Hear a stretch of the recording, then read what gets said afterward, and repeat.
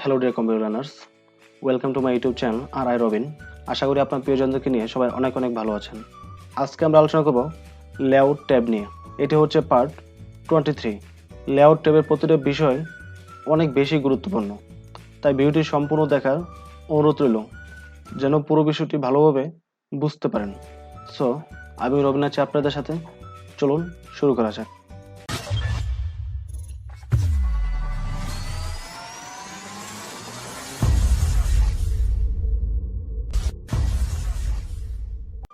So আজকে আমরা layout tab নিয়ে আলোচনা করব। সো আপনার যদি হোম ট্যাব, ইনসার্ট ট্যাব অথবা ডিজাইন ট্যাবের কোনো পার্টিকুলার একটি বিষয় নিয়ে জানতে চান, তাহলে আমার চ্যানেলে সেই ভিডিওতে ক্লিক করবেন। ক্লিক করার পর এমএস ওয়ার্ডের সবগুলো ভিডিও পেয়ে যাবেন। যদি কোনো পার্টিকুলার বিষয় আপনি না জেনে থাকেন, তাহলে ওইটা এখান থেকে দেখে নেবেন। আর যদি আপনি বিগিনার লেভেলে হয়ে থাকেন, তাহলে চাইলে সম্পূর্ণ কোর্সটি এখানে করতে পারেন। বাট সেক্ষেত্রে অবশ্যই সিকোয়েন্সটা মেনটেন করার চেষ্টা করবেন, আদারওয়াইজ দেখা যাবে অনেক কিছু মিসিং হয়ে যাবে অথবা অনেক কিছু বুঝতে পারবেন না। ওকে, লেআউটের আজকে আমরা পেজ সেটআপ নিয়ে আলোচনা করব। তো পেজ সেটআপের সর্বপ্রথম যে অপশনটি আসতেছে তা হচ্ছে পেজ মার্জিন। ওকে, সো মার্জিন সাধারণত নর্মাল যেটা আছে, টপ, লেফট, বটম, রাইট, চারপাশ দিয়ে ওয়ান করে বাদ রয়েছে। আমরা টেক্সট নিয়েছি যেন ভালোভাবে বুঝতে পারি বিষয়টা। তো আমরা র্যান্ড ফাংশন দিয়ে কিছু টেক্সট নিব। এটা মার্জিন হচ্ছে নর্মালি দেওয়া আছে। যদি আমরা একটু ন্যারো করতে চাই, সি এখন 4-5 দিয়ে 0.5 করে মার্জিন দেওয়া আছে। যদি আরো কিছু করতে চাই, এখানে ডিফল্ট অনেকগুলো ডিজাইন দেওয়া আছে, চাইলে আপনি এখান থেকে করতে পারেন। আর এগুলো যদি না করতে চান, তাহলে সেখানে সরাসরি আপনি কাস্টম মার্জিন চলে যাবেন। কাস্টম মার্জিন থেকে আপনার এখানে টপ উপরে কতটুকু হবে, বটম কতটুকু হবে। আমি যদি এখানে বৃদ্ধি করি, সি দেখেন নিচে একটা প্রিভিউ দেখাচ্ছে উপরে কি পরিমাণ জায়গা স্পেস ফাঁকা হচ্ছে।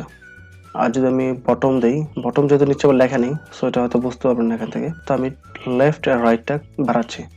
তো লেফটে দিচ্ছি আমি 2, সি প্রিভিউ, আর রাইট আমি দিচ্ছি 1।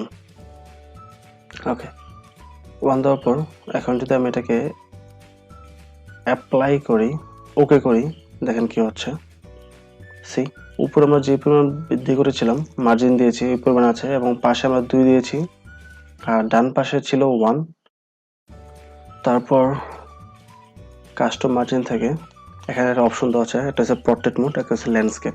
এই বিষয়ে আমি পরে দেখাচ্ছি। তো কেটে দিলাম। কেটে দেওয়ার পর আমি এখান থেকে নর্মাল যেটা সেটা আমি দিচ্ছি। ওকে, তো এখন আমরা যে টেক্সটগুলো আছে, এটা হচ্ছে পোর্ট্রেট মোড। যখন আমরা কোনো A4 পেজ বা যে কোনো পেজ নেই, লম্বালম্বিভাবে ধরি, সেই ক্ষেত্রে এটা হচ্ছে পোর্ট্রেট মোড। আর যদি প্রশস্তভাবে এইভাবে কাট করে দিই, সেটা হবে ল্যান্ডস্কেপ। সি সো অনেক সময় দেখা যায় কিছু কিছু ক্ষেত্রে পোর্ট্রেট মোডের সমস্ত লেখা কমপ্লিট করা যায় না, সেক্ষেত্রে অনেক সময় আমাদের ল্যান্ডস্কেপ প্রয়োজন পড়ে। এটা কাজের উপর ডিপেন্ড করে, বাট নর্মালি আমরা পোর্ট্রেট মোড দিয়ে কিন্তু কাজ করে থাকি। তারপর হচ্ছে পেজ সাইজ। তো আমার এখানে আপাতত দুটো দেখাচ্ছে, যা একটা হচ্ছে লেটার, একটা হচ্ছে A4 সাইজ। A4 সাইজ দিয়ে মূলত মোস্ট অফ দ্য কাজ করা হয়, বাট এটাতে যদি না হয় সেক্ষেত্রে লেটার সাইজ দেওয়া যেতে পারে একটু বড়। সো এখানে আর কোনো অপশন আসতেছে না এই মুহূর্তে। I don't know what is the problem, whatever এভার। দেন হচ্ছে কলামস। এই বিষয়টা অনেক বেশি গুরুত্বপূর্ণ। আমরা বর্তমানে 1 কলামে আছি। আমি এটাকে সিলেক্ট করে কন্ট্রোল জে। এখন আমার এখানে যে লেখাগুলো আছে, এটা একটা কলামে আছে। যদি দুইটা কলামে করতে চাই, সি এই লেখাটা 2টা কলামে হয়ে গেছে। আর যদি আপনি এরকম টেক্সট সিলেক্ট না করেন, সেক্ষেত্রে যদি জাস্ট মাউসের কার্সরটা রেখে 2টা কলাম করেন, তাহলে এক পাশে লেখাটা এক পাশে হয়ে চলে আসবে। যখন এই পাশটা শেষ হবে, তখন আবার ওই পাশে ঠিকই চলে যাবে। যেমন আমি কিছু টেক্সট আরো নিচ্ছি। আমার এখানে যে টেক্সটগুলো আছে, এটা আমি কপি করে জাস্ট এখানে আবার পুনরায় পেস্ট করে দিচ্ছি। সি যখন আমার এই পাশটা এই পর্যন্ত কমপ্লিট হয়ে গেছে, লেখাটা উপরে চলে আসছে এখানে। সো এটাই হচ্ছে মূলত কলাম।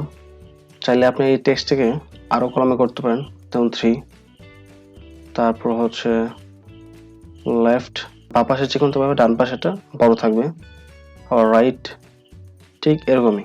তো এইভাবে আপনি করতে পারেন। বাট আমাদের যেটা এখানে মেনলি জানার বিষয় সেটা হচ্ছে নর্মালি আমরা যখন কোনো কাজ করি সেক্ষেত্রে আমাদের টেক্সটগুলো ঠিক এরকম থাকে, হতে পারে আমাদের এই সম্পূর্ণ পেজের মধ্যে পার্টিকুলার কোনো একটা লাইন বা প্যারাকে ডাবল কলমে করতে হবে, আর বাকি যা আছে তা অ্যাজ ইউজুয়াল সেম থাকবে। তো সেক্ষেত্রে আপনাকে জাস্ট ওই পার্টিকুলার লাইনটা বা পার্টিকুলার যে প্যারাটা আছে ওই প্যারাটা সিলেক্ট করতে হবে।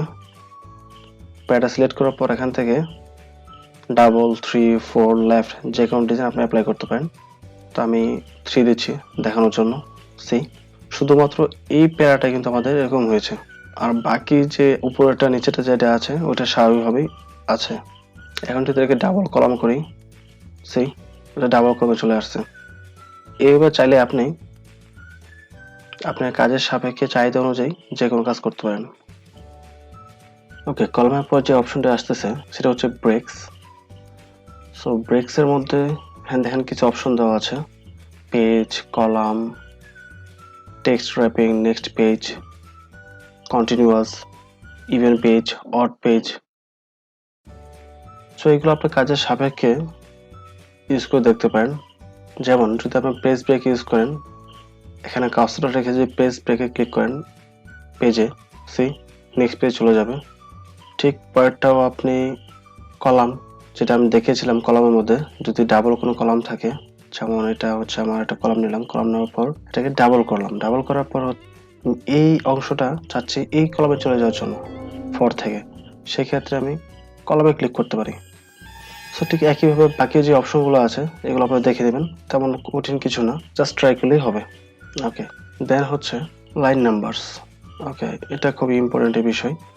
আমি এখানে কতগুলো লাইন লিখেছি এটা আসলে কোণে কোণে বের করাটা টাফ। নিচে যেটা আসতেছে বর্তমানে কতগুলো পেজ এখানে আছে এবং কত নম্বর পেজে আমি আছি এবং কতগুলো ওয়ার্ড এখানে লেখা আছে এই জিনিসটা দেখাচ্ছে, বাট কতগুলো লাইন এখানে আছে সেটা কিন্তু আমি জানতেছি না। তো সেই ক্ষেত্রে আপনি যদি লাইন নাম্বারে ক্লিক করে কন্টিনিউয়াসলি ক্লিক করেন, সি প্রথমে 3টা, দেন 4, 5, 6 এভাবে যতগুলো লাইন লিখতে যাব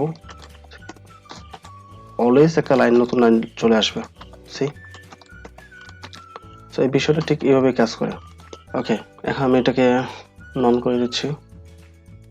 দেন হচ্ছে হাইফিনেশন। তো হাইফিনেশনটা কেন ইউজ করা হয় সেটা বোঝার জন্য সম্পূর্ণ এটা সিলেক্ট করে যদি আমি অটোমেটিক্যালি ক্লিক করে দিই, টেক্সটের সাইজটা বড় করে নিচ্ছে যেন আপনারা ভালো করে বুঝতে পারেন বিষয়টা। তো হাইফিনেশনের মধ্যে এখানে কয়টা হয়েছে, স্মার্ট আর্টটা আমি এনটা কেটে দিচ্ছি যেন স্মার্ট আর্টটা উপরে চলে আসে। তারপর হচ্ছে এখান থেকে আমি এনটা কেটে দিচ্ছি। ওকে, হাইফিনেশন অটোমেটিক দেওয়া থাকলে আমরা যখন একটা আর্টিকেল লিখবা কিছু লিখবো, লেখার পর এই যে এখানে হাইফিনেশন সিম্বল চলে আসে, তার মানে হচ্ছে এই ওয়ার্ডটা এখানে শেষ হয়নি, বাকি অংশটা নিচে লাইনে আছে।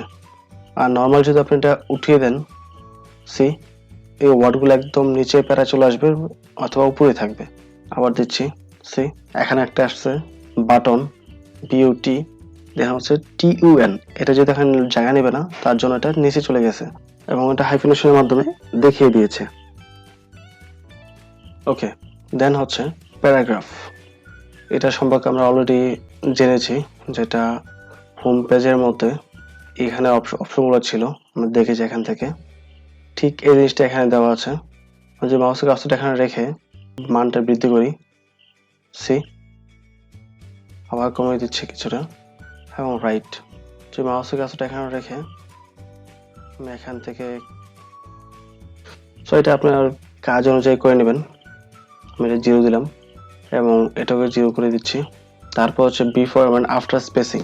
তো স্পেসিং আমরা দেখেছি পূর্ব ভিডিওতে, এই একটা প্যারাগ্রাফ এখানে শুরু হয়েছে, এখানে শেষ হয়েছে প্যারাটা, এই প্যারা পরে একটা প্যারা আবার নতুন করে চালু হয়েছে। সো এটার জন্য এটা হচ্ছে আফটার, আর এটার জন্য হচ্ছে বিফোর। আপনি যেটা খুশি সেটা ইউজ করতে পারেন। যদি সম্পূর্ণ পেজটা আমরা সিলেক্ট করি, সিলেক্ট করার পর বিফোর স্পেসিং 0 আর আফটার স্পেসিং এটা থেকে এটা, এটা থেকে এটা, সেটা আমরা যদি 0 করে দেই, সি একটার সাথে একটা কিন্তু লেগে গেছে এখন। বা যখনই আপনি এটাকে আবার 6 কিংবা অটো দিয়ে রাখবেন, সেক্ষেত্রে এটা আপনার আর্টিকেলের মাপ অনুযায়ী এটা অটোমেটিক ভাবে নিয়ে নেবে। আর বিফোর যেটা হচ্ছে আপনার নর্মালি যেখান থেকে প্যারা শুরু হয়, সো ওখান থেকে শুরু হবে, বাট শুরু হলেও এটা সামনে কিছু স্পেস থেকে যাবে, যেখানে আমরা কোনো কাজ করতে পারবো না। এই হচ্ছে আমাদের প্যারাগ্রাফ স্পেসিং। সো এখন আমরা দেখব অ্যারেঞ্জমেন্ট। এখানে যে অপশনগুলো আছে, মোস্ট অফ দ্য অপশনই কিন্তু আনভিজিবল, বিকজ এই বিষয়গুলোর উপর কাজ করার জন্য আমাকে অবশ্যই কোনো একটা শেপ নিতে হবে, যেহেতু শেপ নেই তার জন্য এখানে দেখাচ্ছে না। আর যদি আপনি আমার পূর্বের ভিডিওগুলো দেখে থাকেন এমএস ওয়ার্ডের উপর, তাহলে এগুলোর একটা বিষয় নিয়েও আপনি কনফিউশন থাকবেন না। ইনসার্ট ট্যাবের shape, picture, icons, smart art, এই প্রত্যেকটা বিষয়ের মধ্যে কিন্তু এই জিনিসটা বারবার আসছিল, পজিশন। আপনাদের হালকা বোঝানোর জন্য শেপ নিচ্ছি।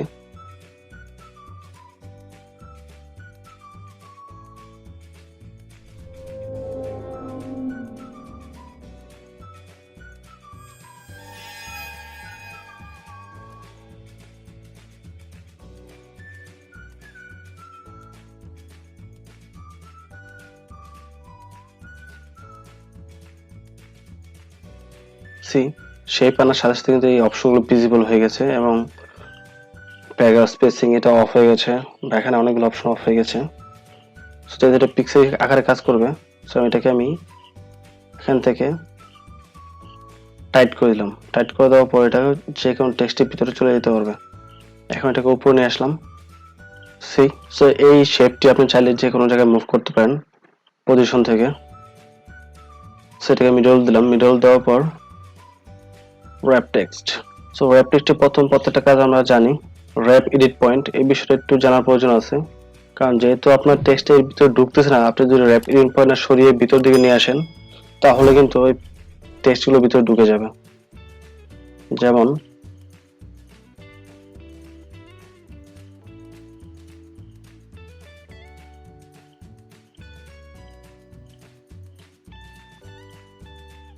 সি ওকে, আপনি চাইলে এইভাবে শেপ নিয়ে কাজ করতে পারেন। আমি শেপ পয়েন্টটা এখান থেকে তুলে দিচ্ছি, ব্যাগে দিচ্ছি। ওকে, আমি এই শেপের একটা ভিন্ন কালার দিচ্ছি আপনাদেরকে বোঝানোর জন্য। দেন হচ্ছে ব্রিং ফরওয়ার্ড। তো এই যে নিচের শেপটা আছে, এটা যদি উপরে নিয়ে আসতে চাই কালোটার উপরে, তাহলে দিতে হবে ব্রিং ফরওয়ার্ড। উপরে চলে আসছে।